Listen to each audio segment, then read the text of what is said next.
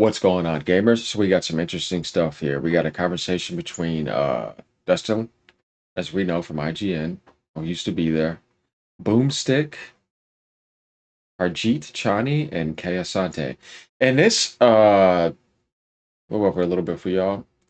In this talk, Destin explains his concern about Microsoft not catering enough to their hardcore base of people who've stuck within the Xbox ecosystem and the hardware, basically since the beginning and just in general.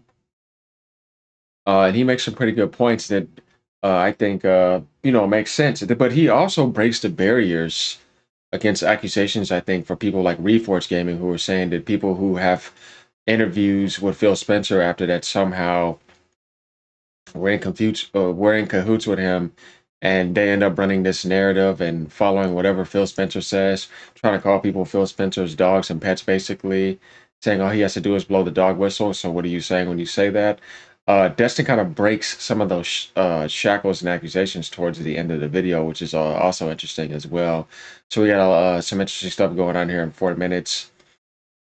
Talking about why he kind of also says what he says about the Activision deal being worthless as well, but he touches into that even more on another section, which I find interesting.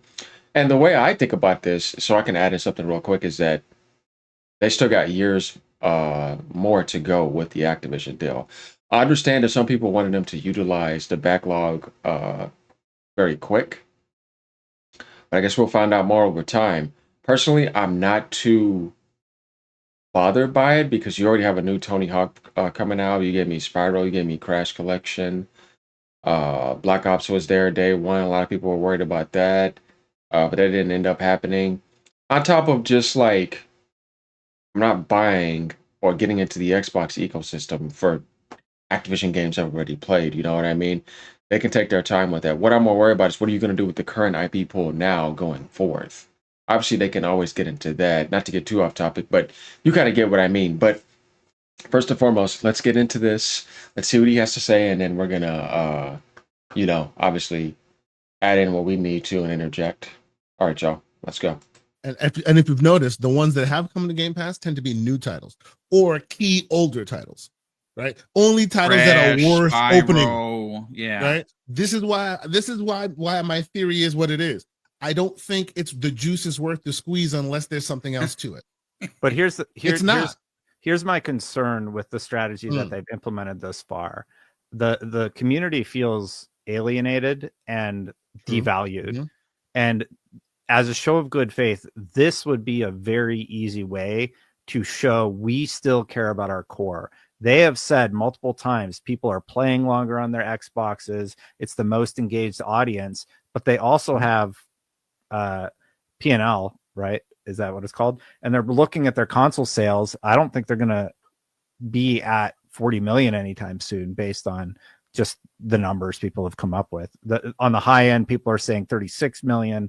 I'm estimating closer to 32 million. We don't know where they are, but that's a dangerous place to be in when your competitor is nearing 80 million units sold. So they need the PlayStation sales, but I worry that if they keep going down this path of, there's no red lines. Phil Spencer told me in the interview, he told everybody in the interview, basically, we are going to do more multi-platform games. I do see a lot of conversation online from hardcore Xbox fans who yelled at me for using the wrong car paint when I did a graphics comparison in IGN, selling their Xboxes and just saying it's all going to come to PlayStation. And then if you're super savvy and you're a PC player, like I am primarily, you just play on PC because you get the Xbox ecosystem, you get the PlayStation games eventually, and then you buy a Switch for $100 or whatever. Anyway, my point is I'm worried that the core fan base is going to feel alienated because it feels like there's been a lack of focus on them. And the community probably could use a big win showing that, hey, we hear you about the back catalog, here this is, or here's some incentives where we are integrating the Xbox ecosystem into the World of Warcraft experience, into the Diablo experience. I don't know if they have with Diablo, Well, Diablo's on Game Pass, so that was a pretty big win for them. The new games coming to Game Pass is a big win, but World of Warcraft is one where that could benefit from getting the Xbox fans invested into that ecosystem. Sorry, I have a lot of thoughts. I'm kind of jumping all over. Oh no, you're not. Okay, so my thing is that he shouldn't worry too much about what Microsoft is doing with Activision, because for the most part, it has to play out more first, and we have to see more into the future. I get what he means, and that's been a thing about World of Warcraft, but my thing with that is that game is pretty damn old. I mean, it's still doing well, but I don't think it's gonna move the needle to move more consoles and make the core Xbox people, who usually, if you just think about the console, like to play shooter games for the most part. Um, but yeah, I get what he means by integrating that to boost numbers, but I think for the most part, Microsoft has done a great job at getting the brand to be stronger, because we see that shift. And then we have to realize that what he's talking about is, once again, focusing on that. If you look at it from a Microsoft perspective, they're not going to prioritize that, because in their mind, that's what they've been prioritizing the whole time before Satya Nadella took over, and the end result is where it led to. So they don't want to do that fight anymore, because to them it's not beneficial as a Microsoft brand now. You see what I mean? So it's like, I get what he means, but like, man, everything you're doing, it kind of feels like you're just destroying everything that you built with the Xbox console and the player base, specifically only on there, right? And that he wants them still to focus and empower that. But in the mind of Satya Nadella, who's actually leading this now, people have to understand that's not the way to look at it, period, anymore. It's more about, I want to make the Microsoft brand as rich and as strong as possible. And what that means is, yeah, sacrificing the console sales and not catering fully to what's on that console. And I think that if they are going that route, the best route for them is to unify the PC and the Xbox experience as one. Therefore, you're catering to both at the same time, and wherever else those games are at too.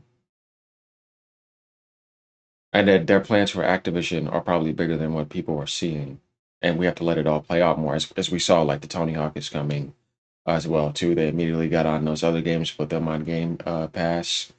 And then Phil Spencer said he may think about, reviving maybe some guitar games. We'll see. That's not really so much a trend anymore. Maybe it could be a nice Nisei trend that comes up. But at the end of the day, they are doing things with those IPs. We have to see what they're going to do more with the backlog. But I'm not really worried about games I've already played. I kind of want to know what you're doing right now and in the future with Activision IPs. If you're not going to be doing older Call of Duty and putting those on Game Pass, maybe you have some remakes or something else that's in the line, but it's a lot bigger than that. That's the way I see it. So I get Destin's concern by looking at it from an Xbox hardcore aspect, but as I tell people before, and I know people are still saying the same thing, he said no red lines, but he didn't say all games are going to be going to PS5. So we have to really see more into this. You can't get stuck on one phase that you see happening. Just like people that were stuck on the phase of like, oh, Xbox has no games, right? You could have said that at the beginning of last year. You know what I mean? And they had all these narratives running. Now that's no longer plausible. You know what I mean? So what are they going to do next for hardware innovation? Like I said, if they're doing that unified Steam aspect, then I think everything's going to be fine, because then your games are going to be free. Not games, but online's going to be free, because it doesn't make sense to sync them without that. And also, you're going to be seeing more benefits as always coming to Game Pass. And I don't think that's ever going to slow down, because that's basically the Netflix of gaming. That can only just get better, or consistently just be good. And as far as like catering to the players, like I said, the only thing you could do is make that next gen hardware way better. Get your brand to be more worldwide by expanding on worldwide systems. And just finding ways to where if they have that hardware that's coming out and a handheld, that they're going to be benefited with advantages that do not exist on PlayStation, and it's not possible. other than that, I mean, I don't see them focusing too much on it because it's just not the way that Microsoft gaming, not Xbox gaming, it's just not the way that it's going. We just all see that. There's some people that are not gonna like that are like Crap Gamer, right? Who keep on crying, which I find funny because I ran into him lately. I'll have to do some reacts on him eventually. But my thing is that you just have to really look at the reality and see where they're going, and they're gonna do it to where the brand looks the most rich. And I think, like I told before, in order to do that, it's not going to be the hardware focus. So yeah, that did kill console sales, and they knew that. But you're sacrificing console sales to make your brand be way more rich and more prosperous and more expandable. And I just don't see that changing, to be honest with you. Wrong. Now that I've is actually, definitely I've a actually bigger like one, right? we've Mhm. speculated That's gonna take actually some on work. this show and a few times that like there could be a world where if they really were bullish and they were really bold about trying to get those numbers inflated, they could just combine WoW numbers and add WoW into Game Pass and go, WoW, you are now Game Pass. Game Pass, you are now WoW, and now they have 100 and something million subscribers. They haven't done that.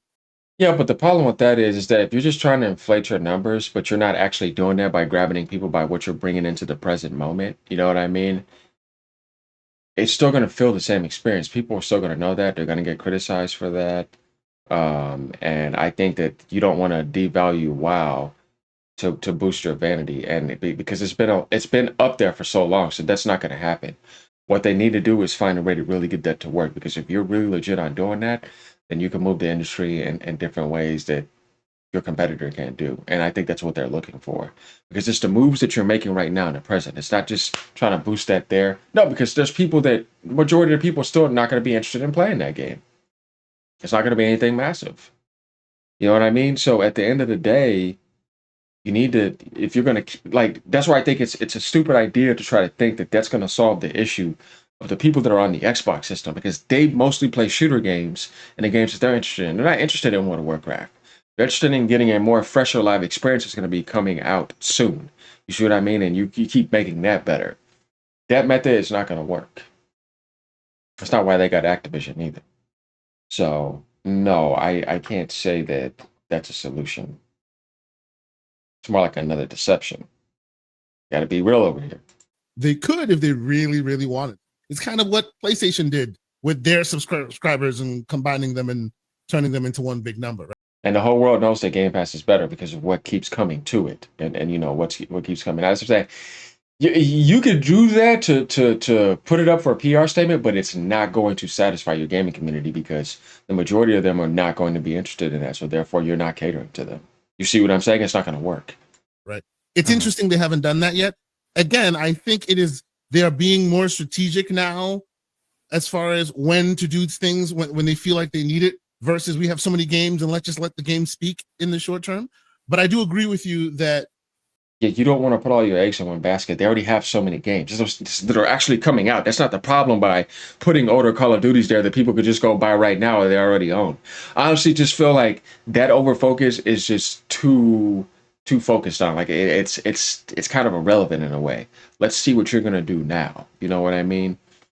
We know that's there. If people really want to play that, you know, if they're going to pay the money for that, yeah, it's already there. You know what I mean? It's not like it's not available and you need to put it on there, but it's like, and I'm more interested in what you're going to be doing.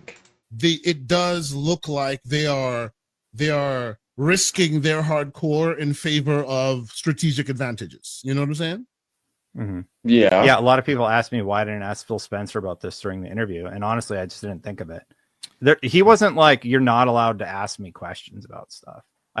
He's very open whenever we speak. So I just wanted to squash that narrative real quick. Well, no, I mean, first of all, it's a good question. I would ask. It's a good question, but you did ask me. But you did. Hence the Steam one, right? Credit. That was awesome. Yeah. So Steve confirmed. That was good. Oh, no, you know what he just did? You know, that's actually important because it came directly from him. He's saying, he didn't say, I couldn't say anything. I don't work for IGN. He's basically the boss of what he does. Ain't nobody removing him. You don't think that he could have, if he wanted to, ask him a question that, you know what I mean? Like, he's not putting no red lines there either. You know what I mean? It's not like that if he said something specifically to Phil Spencer, he would never interview him again. No, it was a real interview and there was no chains. So those accusations that Reforge was making too, as you know, he started to apologize for it, but he didn't directly apologize to anyone. And you saw the drama that went on between him and Destin too, which I found out that was pretty interesting. Once again, his accusations were wrong because there was no like special privilege going on besides the fact that, oh, I'm talking to Phil Spencer and we're hanging out, but there's no, hey man, before we get on camera, you can't say this, you can ask me these questions, I'll get in trouble. It didn't even feel that way, to be honest with you. So yeah, there goes Reforge again, being wrong. We don't see that there, you know, but yeah, he's just being a little Nickelodeon villain, as I would say, for sure. But it's good that he said that. And like I said, I like Destin. He's a cool guy. And what I find interesting is what people don't get is that after they have those interviews with Phil Spencer, and sometimes you don't get to say everything you want. They make concerns as a hardcore Xbox gamer. They want the Xbox ecosystem on the Xbox platform to still sell and compete and have exclusives. Like he said the same thing, but he had accusations against him. You saw that didn't happen. Paris said the same thing, right? They want to see what would be the point of having an Xbox, and if not, then why I should just get a PC then, right? Because most people that are also on Xbox too that don't like PlayStation, because sometimes they can exist, vice versa, they'll just go to PC and say, screw that, I'm not supporting Sony. And that's why a lot of people were saying that a lot of the Xbox players did go to PC and they still are playing that game against Sony because they don't like Sony. Oh, yeah, that's definitely a thing. I'd be lying if I said that wasn't a thing. And I think that they're right for that, depending on what do you think you should value as a gamer and what don't you like about Sony. And I think a lot of those concerns were locking away games that weren't theirs away from the Xbox ecosystem. When really you should just be playing the game a little bit more fair with some integrity. But you know, when competition gets like that, that's not necessarily the case all the time. It can get pretty ugly, and it's all about screwing over people to make myself appear to be better, but really that's not really better. So it could work, and people fall for that, and then they start attacking each other in communities, and it's no longer a community. But anyways, like and subscribe. Let me know what you guys think. This is kind of like more about what would be the concerns of what people think about the hardcore Xbox gamer, right? And why Microsoft should or should not focus, and why they're not focusing on that right there. As we know, it's not Phil Spencer and the Xbox brand and the exclusives, and it's a war against me and Sony, and you know, those days are fun, but they're gone, and the competition is elsewhere. So let me know what y'all think about this. As I said, it's something else to keep the show going. And yeah, y'all have a great day. Peace out.